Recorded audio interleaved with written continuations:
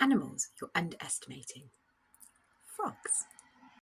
You think they're just little green jumping guys, but quietly they're running the world. They've been around for more than 200 million years. That's before the dinosaurs. Think how they've seen the dinosaurs come and go, yet they've just been chilling in their pond. Frogs don't jump, they launch.